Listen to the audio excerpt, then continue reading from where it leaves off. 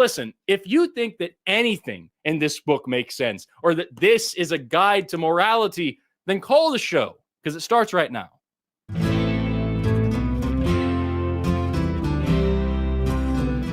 Ooh, this is a good one. Howard asks, why do atheists ignore and dismiss empirical evidence in nature to maintain their faith in theories? This is going to be an interesting call. Howard, you are on AXP. How are you doing today?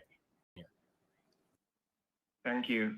Well, it's like you guys are talking about the scientific method, and as a theist, I like to try and test all things like the Bible and the Quran recommend. So I do scientific experiments, I make primary observations, and then I promote that other people reproduce these observations and see if they get the same or alternative results to compare evidence. Yeah, I tend to get ridiculed by atheists, and I wonder if it's because you guys are scared of final judgment, and maybe that's why you dismiss and ignore empirical evidence when it doesn't suit your confirmation bias. We're ignoring empirical evidence because we want to, just believe what we want to believe. It conflicts with your worldview, so you would dismiss it and come up with theories and explanations to shut it off. Nobody was taking my inquiries seriously, and I'd offered 1,000 in 2017 on Facebook, and people were like laughing at me still. So I put it up to 10,000. I went on Spanish television, and I said, look, just prove half of what's expected at water level, observing out at an island or along the coast. Show me some landscape visibly hidden due to curvature. And no one was able to for 3 years. So I consider myself a skeptic, yet I get ridiculed by people that claim to be skeptics that will not make the observations even for 10,000 euros.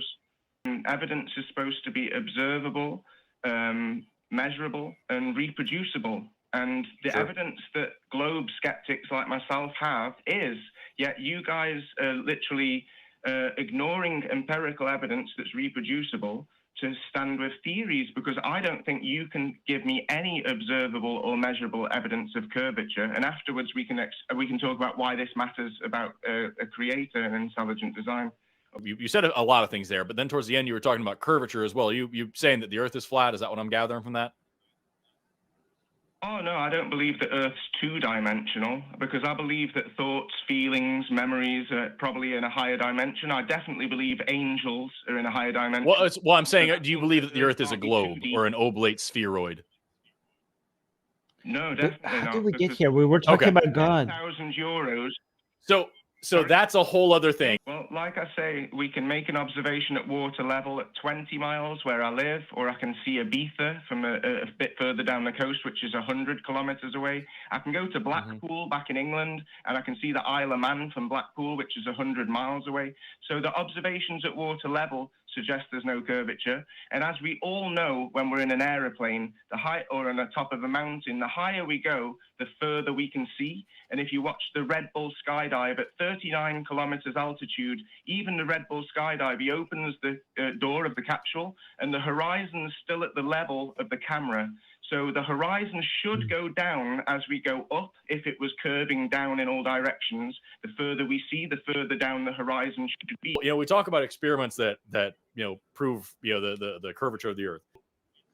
Eratosthenes stuck a stick in the ground in Alexandria and then did the same thing, however many, like 100 miles away north in Syene or wherever, and calculated the distance, the differences between the shadows on the sticks. I can tell that you haven't looked much into this, because these arguments have been argued for a long time.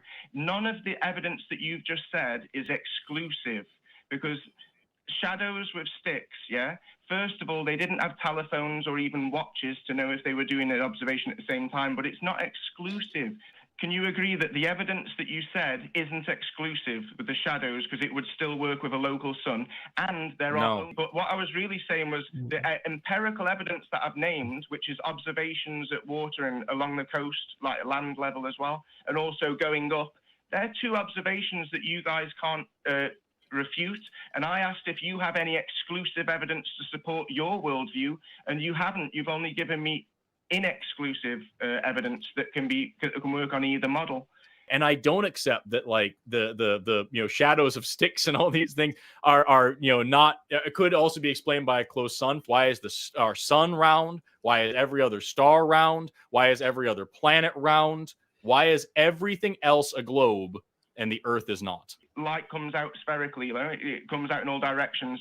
So the point is, we see a blue sky, and when we look at stars and planets, we can see them flickering, twinkle, twinkle, little star, which looks like a light under a swimming pool. And we know the sky is blue. And we know that the Bible and the Quran and others talk about there being water above, which would explain how the flood happened as well. What we would call the universe, our cosmology, is contained, and that there's water above. So that gives credit to both the Quran, the Bible, and lots of ancient cultures that believe this. So it's very difficult to dismiss the idea of a creator if we're a contained cosmology with the same stage. This is all superstition. I'm just saying there's two observations that we can all make that suggest there's no curvature. But the reason I'm not a flat earther is because we have evidence in scripture, like the Quran talks about 7 heavens. We know there's 7 music notes. We know there's 7 colors in the rainbow. We know there's 7 celestial bodies in the sky. We know that the human when you say we have evidence in scripture, when you say we have evidence, you claim to use a scientific method, and you just said we have evidence in scripture. I don't know.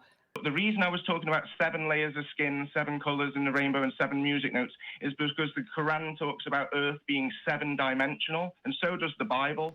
And that would explain a lot of the experiences that people like myself have had with the supernatural. Correct me if I'm wrong, but if you go hunt for number 6 in nature, you're going to be able to find a lot of 6s. I'm sure Forrest knows this one. The supposed speed of orbit.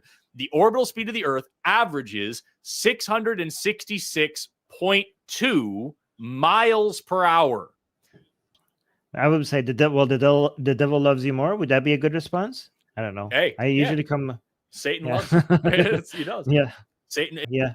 Even in Genesis, they equate the serpent to Satan, which it never specifically says the serpent. But like the point is, like all that happens is God tells a lie and says, when you eat from this tree, you will die. And the serpent says that, no, you won't. That's all the only thing, the temptation of the devil is just telling the truth. And like that. Well, also that you will become like gods. Yes. Which we kind of did, but not with science. You're able to think. Right. I love, yes. I think it's Isaiah 14:14. They're quoting Lucifer, and they say that the reason why Lucifer is so evil is they say that you have said that I will soar above the heights of the clouds. I will be like the Most High. And like, what a wonderful ambition. The actual bad guy is the one who wants equality and sexual liberation and individual freedom and egalitarian society, and doesn't want somebody to be in charge ruling over everything. And I don't understand how you're squaring that circle in your head, or flattening that sphere. Okay. Squid Super Hunk sent $5. Forrest, please ask Howard about heartstones. Never stop learning. Bye-bye.